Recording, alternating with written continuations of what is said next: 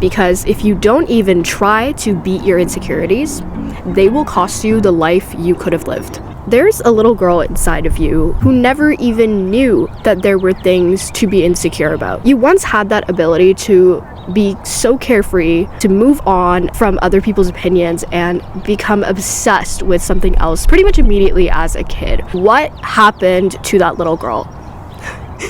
And who's to say that you can't bring that part of you back again? That is what we're going to be talking about today in this video. My name is Lila, and I'm your host for Becoming Disscomfortable, a Gen Z podcast dedicated to preparing you to become the best version of yourself. Today's topic is about how to stop feeling insecure. I have to be harsh about this because I'm not here to coddle you, I'm here to be honest with you. Insecurity is a breeding ground for jealousy, co-comparison, hatred of others, self-hatred, and more. How do I know this? Because I used to be insecure myself. I distinctly remember comparing myself to these girls that would used to sit behind me in science class every single day. I would feel the need to stalk their socials, this weird obsession with constantly comparing myself to their lives, to their hobbies, to their looks. Like every time I would go outside, for some reason, everybody was always better than me. I went to a predominantly white school, so naturally the majority of Caucasian people in my school were more conventionally attractive. I think that has to do with why I kept on comparing myself constantly looks wise, but then there were also other aspects. You know, if I went and played basketball on the basketball team, somebody else being better than me would affect me so severely that it would cripple me. You know by now that being insecure is okay. It's a part of being human. However, you also need to remember that you were not born this way. You were not born with insecurities, and so it is your responsibility, you owe it to yourself to at least try to unlearn the destructive thought patterns that have led up until this moment. Because if you don't even try to beat your insecurities, they will cost you the life you could have lived, the people you could have attracted into your life, the memories you could have made and actually savored because you wouldn't have been so busy focusing on your insecurities and could instead be enjoying your life. The sad reality is, secure people often avoid being friends with insecure people. And this is, I promise you, this is not just something I've made up. I have seen this narrative on social media because people are finally beginning to talk about it, and it's true. If you watch The Wizard Liz and Tam Kaur, both of them also have wellness, self-help development content. You should totally check them out.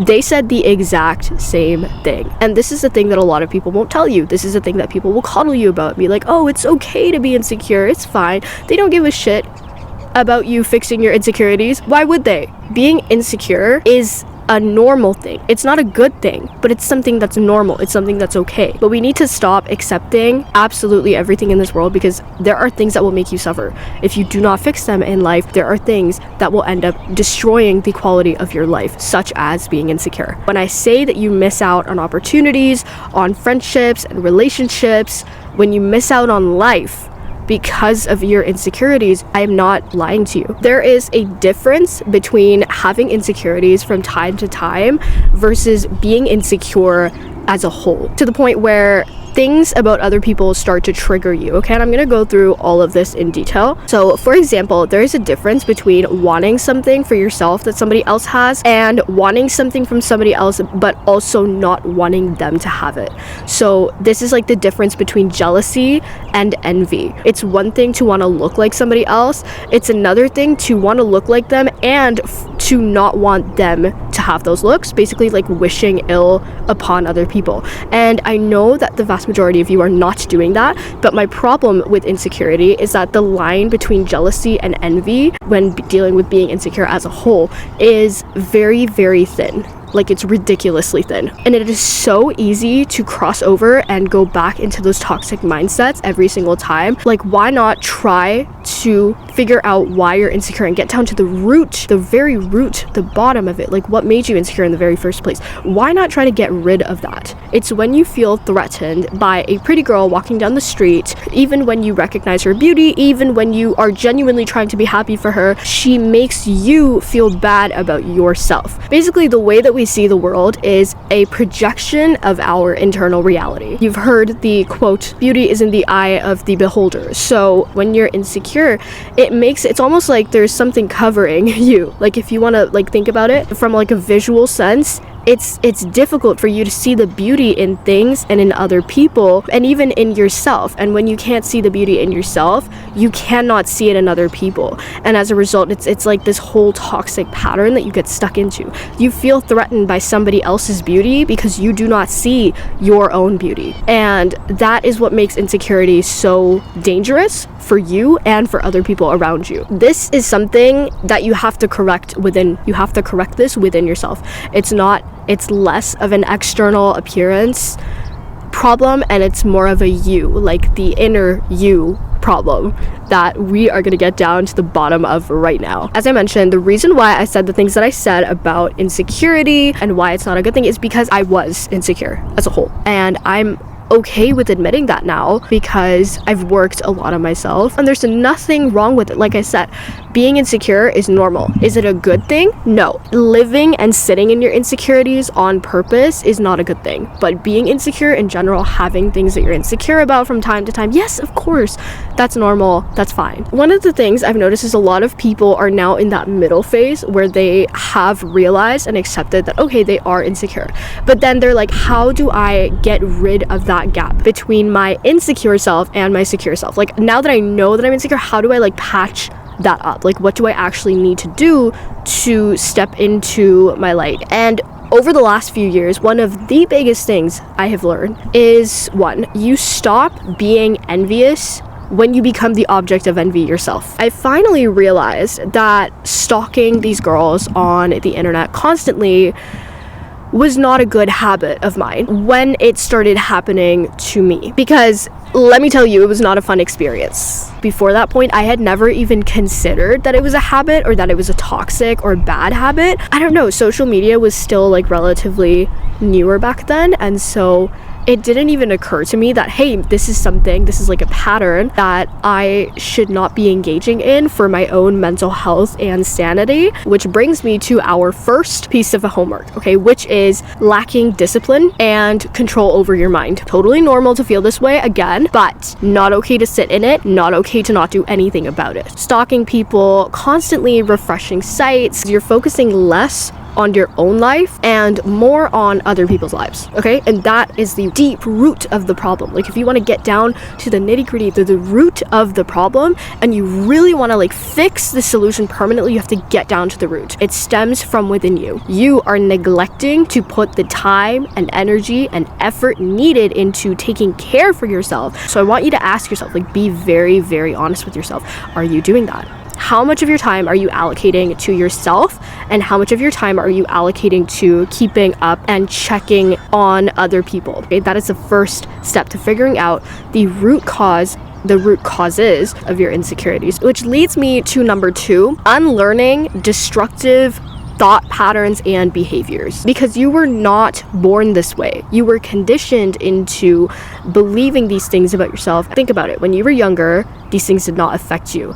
At some point in your life, you were told that these things should affect you. You were told that comments about your body, comments about your relationship status, comments about literally anything in your life are supposed to affect you. You were conditioned into believing that you're supposed to actually care about these things. Somewhere along the line, this was communicated to you. I don't know where we learned this. We pick up on these things in school, at home. The problem is there are a lot of people out there who are insecure. And insecure people, unfortunately, go and project those insecurities on other people. Like I said, what we do in this world is a projection of our internal reality. When somebody is not fulfilled and not content with themselves, they end up going and projecting that onto other people, which then creates an insecurity in those other people, and so on and so forth. The cycle goes on, right? Obviously, that's a generalization. It's definitely more complex than that, but you've seen this happen time and again. So it is so important to pick up on that and to break the pattern once and for all. I was born into a South Asian family. Every single metric of success was always measured through comparison to other people. Comparing our looks, comparing our heights, comparing our grades, comparing our unequal lifestyles, comparing absolutely everything. Because this was the norm. And when it's the norm, and when it's something that has been repeated again and again and again, the cycle just gets perpetuated. Like, it just continues until somebody breaks the pattern. I am telling you, break the pattern. That is how you're going to end this repetitive cycle of insecurities and falling back into them. Even anytime somebody makes a comment about you, or sometimes it's even you, it's self-inflicted. There's so many like sources of insecurities, and the problem is we think that what made us insecure is the fact that somebody called us out on it, and maybe that is true, but the real problem, like the root of the problem here, is that you don't have a strong enough defense to the point where when somebody says something about you, instead of analyzing that opinion, instead of considering it, you take it as fact. And we have like a habit of doing this, and like I said, it's developed through our childhood, and it's something that we need to unlearn as we get older. That's called like rewiring your brain, and it's possible. You can rewire your brain. You are fully capable of reversing the thought patterns and the cycles and the things that you don't want that were instilled within you from a young age. You are fully capable of doing that. I talked about this in my other videos. It's something called neuroplasticity, being able to change our habits. You're also able to change your mindset. It is absolutely possible for you to do this. You do not measure your beauty or your successes through comparison to other people, because there are too many factors that are not accounted for. It's not an equal comparison. It's like comparing apples to oranges. It just doesn't make any sense. Which brings me to the fact that hot people are insecure. Everybody is insecure. Every single person on the planet. Everyone from the prettiest girls to the richest men in the world, they all have some sort of insecurity that we do not see, that we do not know of. People don't go and announce their insecurities to the world most of the time. I know that we've been a little bit more open about speaking about this stuff recently, which is great. I love it. But in general, like, we do not see other people's insecurities. Every single person is dealing with it. It is absolutely outrageous to believe that hot people, to believe that successful people cannot have insecurities. That is ridiculous. And that is absolutely not true. Every single girl you've ever compared yourself to had insecurities of her own. I promise you that. Maybe it wasn't her looks, but it was her relationships, or it was her grades, or it was her lifestyle. Life is complicated. Let's not forget that. There's so many aspects of life. It's okay to not be perfect at all of them. It's okay to not have every single aspect of your life together or within your control. So insecurities apply to everyone, but especially as women, like, this is our test, guys. Today's modern woman is expected to be everything. You can't please everyone. You can't make everyone happy. You just can't. Even making yourself, like literally just focusing on yourself and making yourself happy, that in of itself is an entire job. So instead of focusing on other people, you shift the focus to yourself. It's like a pendulum, right? You were focusing on other people, just let it like switch all the way to your side, okay? So the biggest reason why I don't struggle with being insecure anymore today is because I recognize this. And it's not just like the conscious part of my brain that understands this now, but the subconscious part of my brain, which is the thing that you need to communicate to. Because see, the thing is, your subconscious brain has been absorbing everything that you have been told since you were a child. So the problem isn't your conscious brain. I know you're aware of this stuff. I know you know that being insecure is normal, but that you need to do the work on yourself and you are capable of being secure, all of that stuff. I know you know that, but now the problem is that you need to take it out of your subconscious brain, okay? You need to drain, this is gonna rhyme, you need to drain your subconscious brain of everything that it has been taught all these years and reverse that. So this is how we're gonna do it. The biggest tip I have for you, and I'm just going off of what literally worked for me, step by step by step,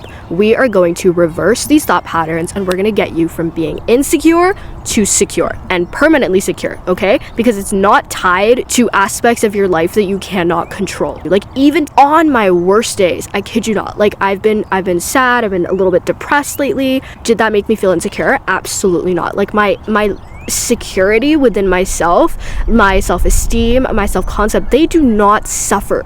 Regardless of what is happening in my life, I do not get insecure anymore. That made me realize that it's absolutely possible. Here is the first thing you're gonna do. You are going to start investing more time in yourself, like actually literally more time, okay? You're gonna start waking up at least half an hour early or sleep half an hour later. You're basically gonna take out some chunk of your day. I don't care where you have to make the time, you're gonna make the time for this, okay? You're gonna allocate this time to doing the shadow work. I got to know myself, stop the self-loathing, the cringe, the fears, childhood traumas, everything through writing. I would write literally everything down. Good, bad, sad, everything. You need to write stuff down because the speed of your thoughts is rapid. Even if you write super fast, that will still be a lot slower compared to how fast you think. So writing stuff down allows you to process your thoughts, emotions, and feelings just by getting it all out on paper. It's like having a very honest conversation with yourself, and that allows you to work through things. Because until you don't get to the root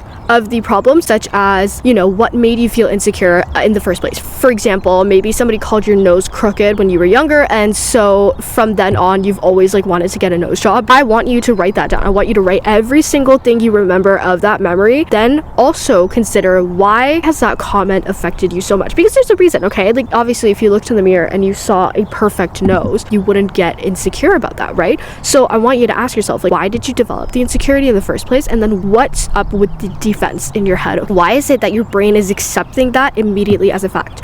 Okay, because it could be a fact. You might not actually like your nose. You might actually want to get your nose changed, okay? But like, why? You have to like get down to like the core, the root of it. Unless you get to that point, you're not going to be able to move forward from it. Which then brings me to introspection. Now that you have written about that stuff, I want you to introspect about your life in general. It's not just about figuring out your insecurities. The next part you have to do is, if you haven't done this already, figure out your goals and what your vision as a whole is for your life, okay? Because the more unique you become, the easier it gets for you to not compare yourself to other people, because you literally cannot. Your journey is so unique to yourself that your only competition becomes your past self. Now, of course, you know what's coming next. The abundance mindset. I'm sure you guys have heard this all over social media. I've made some videos on this as well because it is so important. It is so crucial. You want to change the way you think from the scarcity mindset to the abundance mindset. This literally changed my life, and I know it's changed the lives of so many other people out there. I was pretty much only introduced to the scarcity mindset just everywhere. I don't know if it was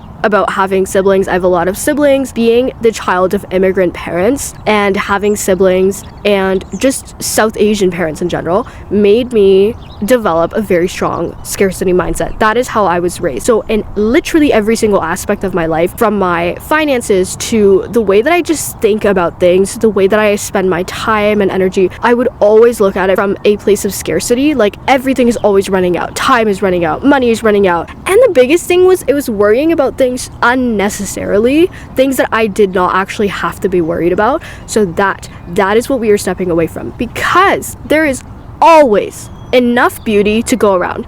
There is always enough money to go around. You are somebody's type. You are capable of attracting good things into your life. There are people out there that match your energy, that match your vibes. In my religion, we believe that people were created in pairs. We also believe in this idea of qadar, which is your destiny, okay, which is predetermined for you and can also be altered depending on prayers and du'as that you make, okay? But this concept of things that are meant to be no matter what. Anything can happen in life. It will still work out for you, right? Make yourself understand that there is enough. There's more than enough. There's plenty in this world for you, and you deserve a part of it too, like anybody else. The purpose of this video is to make sure that you understand that we're all equal, right? And I feel like we all know this. We're all like raised to say, oh yes, we're all equal and treat others the way that you want to be treated. But then somewhere along the line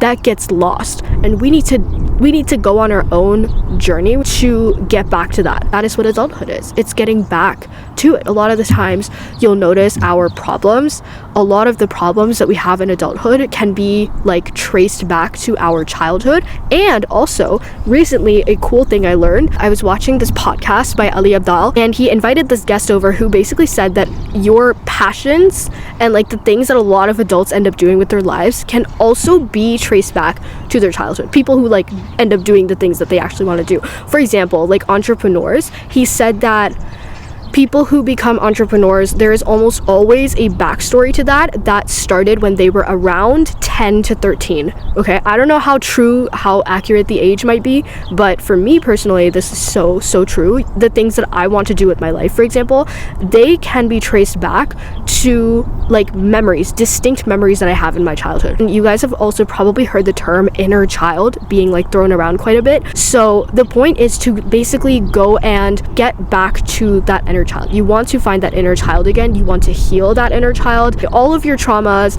and also like, so you're going to use your childhood, anything that happened in your childhood, you're going to look at both the good and the bad, and you're going to extract the good from your childhood and use that to guide you through adulthood. I am definitely going to be sunburned after this, but oh my goodness, I love sitting in the nature. It is so fun. I'm sitting, if you're listening to the audio podcast, I am sitting in a park right now instead of my usual like studio / home environment, and I don't know, it's so calming. Like there's birds chirping outside, it's morning. Last but not least, once you've done this inner shadow work, I want you to face your insecurities head on. If your insecurities have to do with your looks, with your body, go and stare at yourself in the mirror naked. I mean, how many of you have actually done that? Like have really like looked at yourself, you know? If it has to do with money, I want you to get a piece of paper and write every single fear you have about money. Every single fear, like be brutally honest with yourself, okay? And on the other side, I want you